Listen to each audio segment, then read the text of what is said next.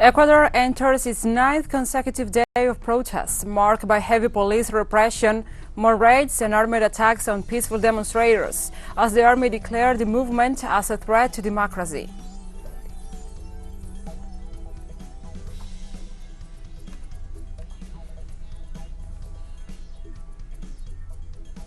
Peru's Defense Minister, José Luis Gavidia, issued a clear warning about the seriousness of the law that allows the arming of self-defense groups that could turn into paramilitary organizations.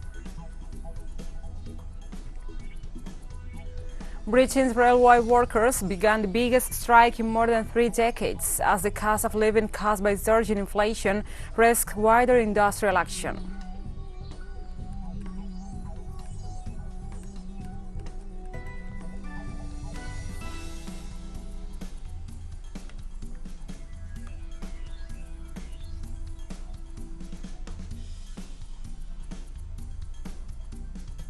From the headquarters of TeleSUR English in Havana, Cuba, this is From the South. I'm your anchor, Gladys Quesada, and these are the news. On Tuesday, Ecuador entered its ninth consecutive day of protest, marked by heavy police repression, more raids, and armed attacks on peaceful demonstrators, as the army declared the protest as a threat to democracy. Guayaquil, Pichincha, and Quito, among other regions, remain in a state of struggle, under cover of a decree questioned by human rights organizations and parliamentarians.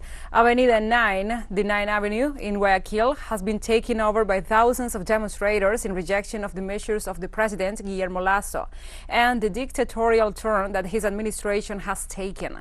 In Quito, families from the north and the south resist repression, while they welcome demonstrators arriving from all over the country. In places like Tumbaco, in the province of Pichincha, in the north-central part of the republic, a peaceful rally was attacked by gunfire from an unmarked car.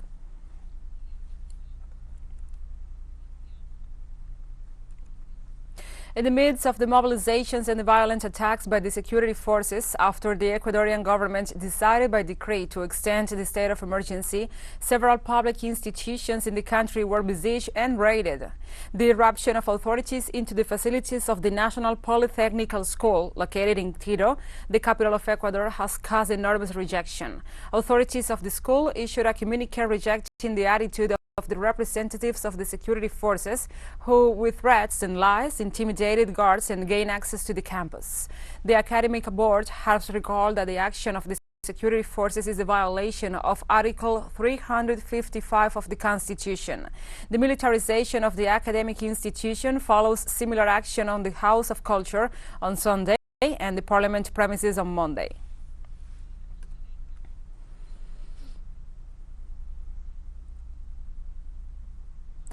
On this issue, the Alliance for Human Rights, an NGO created during the protests, warns that on Tuesday morning, police forces are throwing tear gas bombs in the reception and humanitarian aid area of the Salesian Polytechnic University in Quito. The organization also reports that during the 9 days of demonstrations, there have been 39 human rights violations, 79 arrests, and 55 wounded people as a result of the police aggression and repression against the protesters.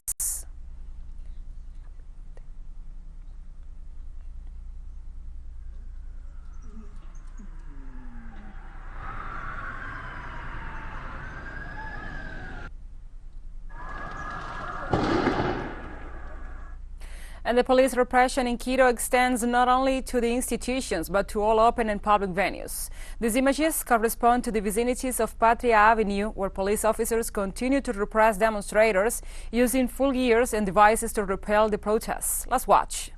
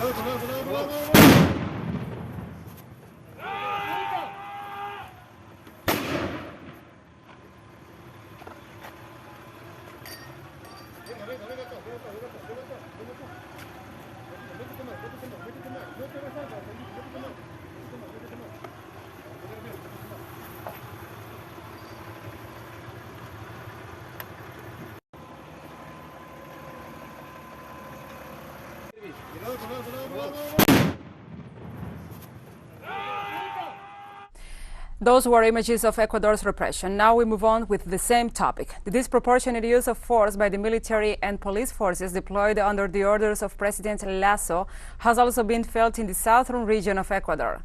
The indigenous and rural communities of the parish of Turkey in Cuenca denounce a military attack. The troops are said to have fired on children and the women who were present.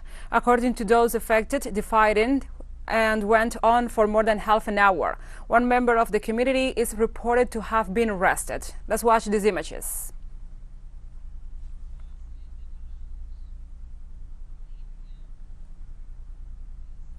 And now we have more information. The president of Venezuela, Nicolás Maduro Moros, offered on Monday a balance of the results of his working tour on countries in Eurasia and Africa.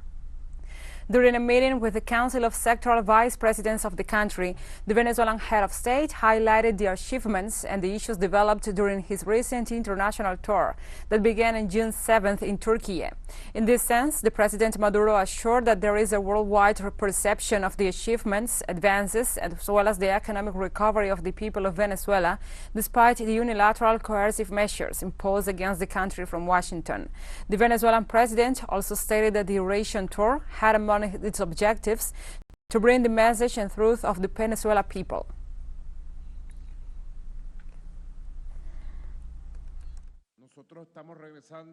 We are returning from this necessary tour. Here I have the report of the tour.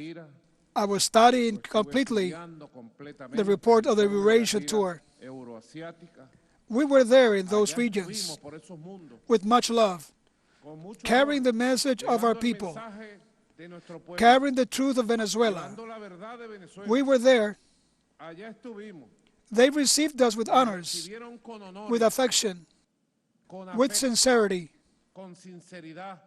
with deep feelings of solidarity. That is how we were received in the world. Colombia's newly elected president will hold meetings in the coming days with the outgoing President Iván Duque regarding power transition and handover of duties. Following the victory of the historic PACT coalition candidate Gustavo Petro, the teams of both parties will meet to make a way for transition of power before August the 7th, when Petro assumes the presidency of Colombia. The outgoing president of Colombia, Iván Duque, said that he will be the guarantor of a peaceful and transparent transition, with the first left-wing government in the country's history. However, the date of the meeting is yet to be defined. Gustavo Petro was elected president of Colombia on Sunday in the second round of presidential elections, a day in which the voting margin was extended and close to 22 million people made use of their right to vote.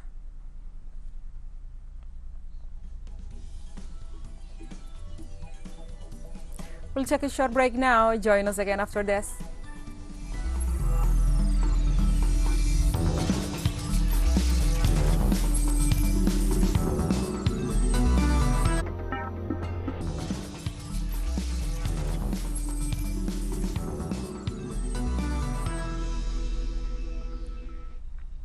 Welcome back to From the South. Peru's Defense Minister, José Luis Gavidia, issued a clear warning about the seriousness of a law that allows the arming of self-defense groups that could turn into paramilitary organizations. The head of defense announced a meeting with the High Military Command in light of the new legislative strategy and warns that the military leadership rejects it. Gaviria also referred to what he described as a parliamentary dictatorship to explain the approval by the National Congress, which has voted in an accelerated manner this law and also intends to modify more than 50 articles of the Constitution. The minister warned that the law could lead to a situation similar to that in Colombia, where the incentive of the self-defense groups resulted in the creation of a paramilitary force of more than 12,000 men.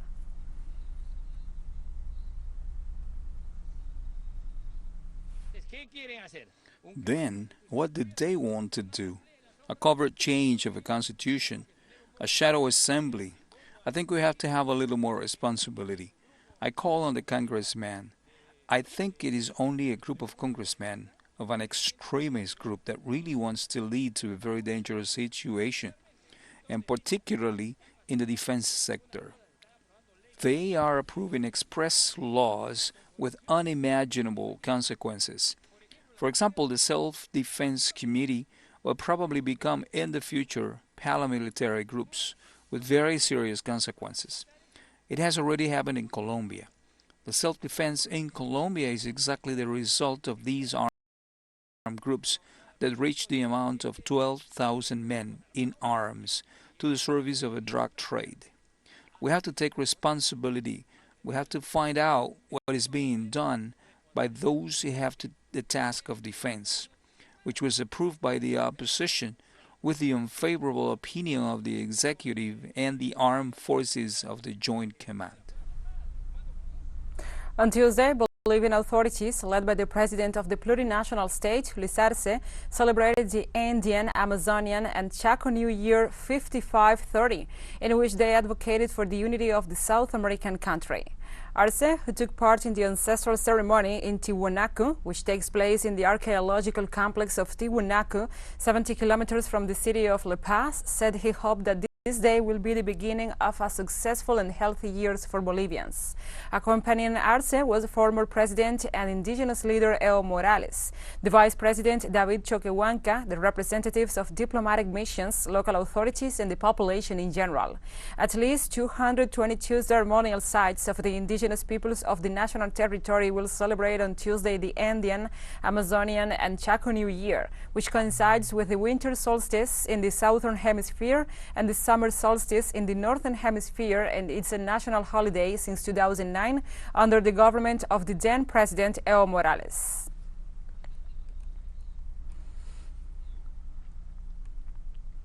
And also, Bolivian President Luis Arce held an important meeting with the leaders of the Cochabamba Tropic. The unity was the theme of the meeting, to strengthen political instruments for the sovereignty of the native peoples.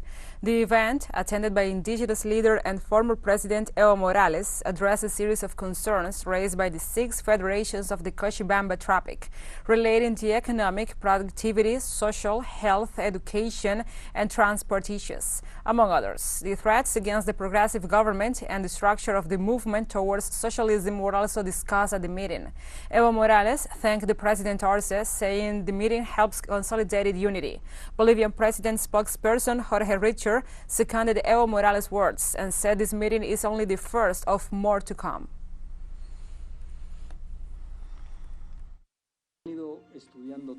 We have been studying issues. We have formed working commissions. We will continue the dialogue on a date yet to be defined. Progress has been made. The executive branch has answered to specific and concrete issues, especially relating to the economy.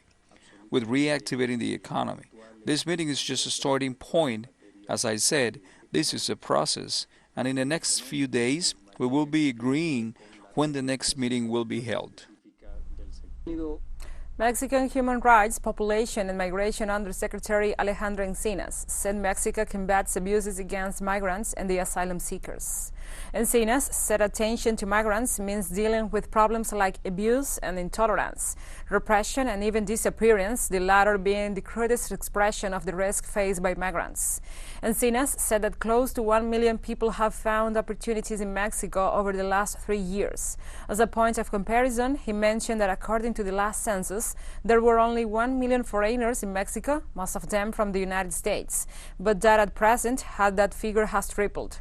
Encinas also mentioned the case of the more than 30,000 Ukrainian migrants that Mexico helped on their way to the United States.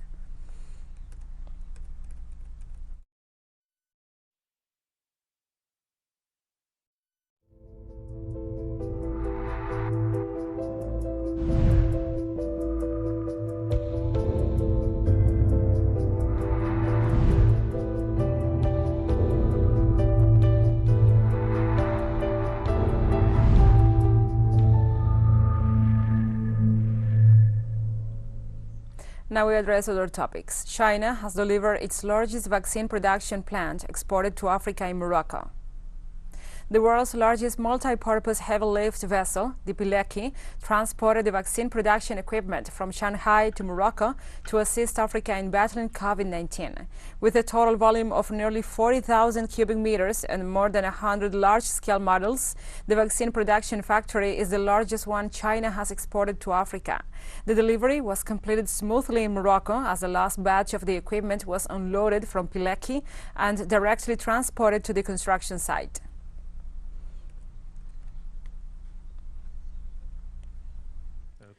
After completion, the vaccine production plants will meet around 60% of vaccine demand in Africa, involving more than 20 types of vaccines, among which 3 will be COVID-19 vaccines. And this way, China will make more contribution to the global fight against the pandemic. In a report issued on Tuesday, the United Nations Global Fund for Education in Emergencies and Protracted Crises, Education Cannot Wait, stated that the number of children forced out of school or who have seen their educations disrupted in the conflict countries has nearly tripled in 6 years to more than 200 million. Released today a study that estimates shockingly, the number of 222 million children and youth whose education is disrupted in these countries. 222. When Education Cannot Wait was created at the World Humanitarian Summit in Istanbul in 2016, the estimated number stood at 75 million, of whom 39 million were girls. We now see 222 million. And for this is the highest number, record high, historically highest number ever. And we have more news coming up after a final short break, so stay with us.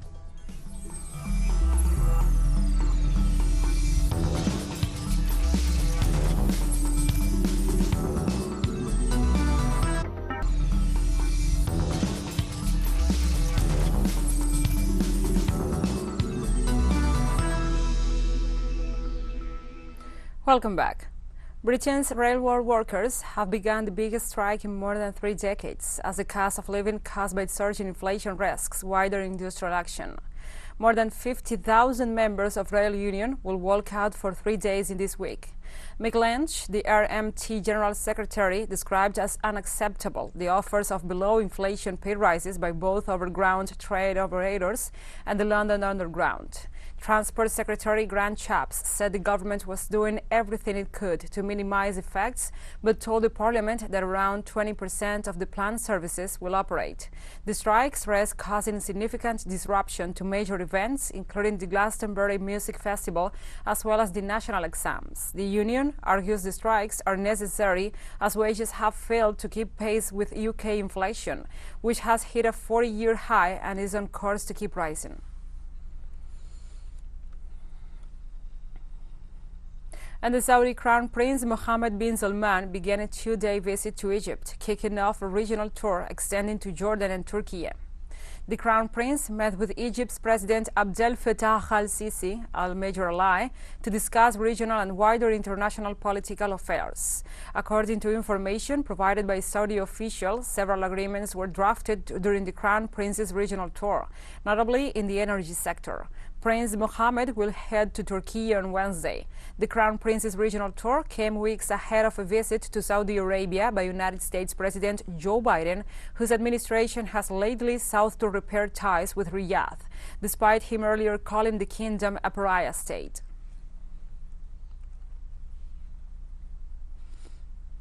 Lebanon, Egypt and Syria signed an agreement on Tuesday to import Egyptian gas to a power plant in northern Lebanon through Syria. The deal will increase badly needed electricity supplies in Lebanon, which is suffering under a severe energy crisis and chronic outages. The agreement still needs to be signed off by the World Bank, which is supposed to finance the process.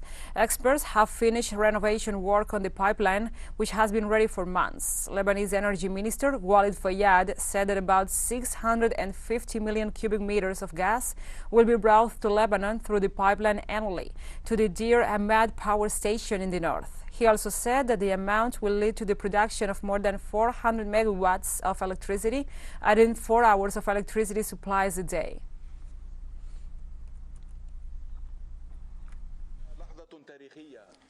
It's a historic moment today. We signed the contract of purchase of natural gas from the Arab Republic of Egypt and a contract from the transportation and trade of gas through the Arab gasoline pipeline with Syria and Egypt, our brotherly countries, to feed into the Deir and Mar power plants. South Korea launched its first domestically developed space rocket on Tuesday. The country's second attempt after a launch last October failed. The Korea Satellite Launch Vehicle 2, a 200-ton liquid-fuel rocket informally called Nuri, lifted off from the launch site in Goheun at 4 p.m. local time. South Korea's second test launch of its homegrown space rocket came 8 months after the first test failed to put the satellite into orbit, a setback in the country's attempt to join the ranks of advanced spacefaring stations and the nations. The three-stage Nuri rocket has been a decade in development at a cost of $1.5 billion. In Asia, China, Japan, and India all have advanced space programs. North Korea was the most recent entrant to the group of countries with their own satellite launch capability.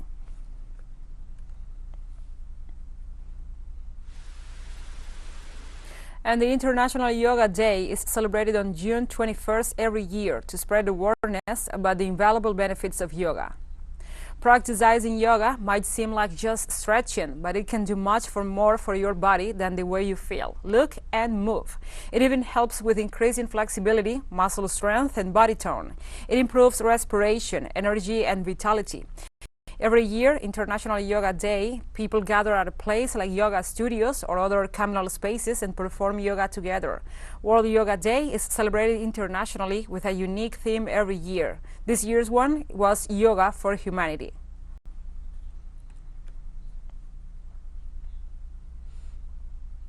And as part of the 8th International Yoga Day celebrations, Prime Minister Narendra Modi performed yoga along with thousands of participants at Mysore Palace. Border Force personnel also took part doing yoga high up in the mountains on a snowy backdrop. For people around the world, yoga is not just a part of life. Please remember, it is not just a part of life, but it is becoming a way of life. And TeleSUR expands its signal with new satellite parameters. Since more than ever, the world connects to us and our stories are being heard in other farther away nations. These parameters are in place since June 1st in Latin America and the Caribbean, both in English and in Spanish, and quite soon further changes will be implemented for the signals in Europe, the Middle East, and Africa. This news multi-platform will continue providing truthful content to oppose the hegemonic media's narrative and our faithfulness to our audience.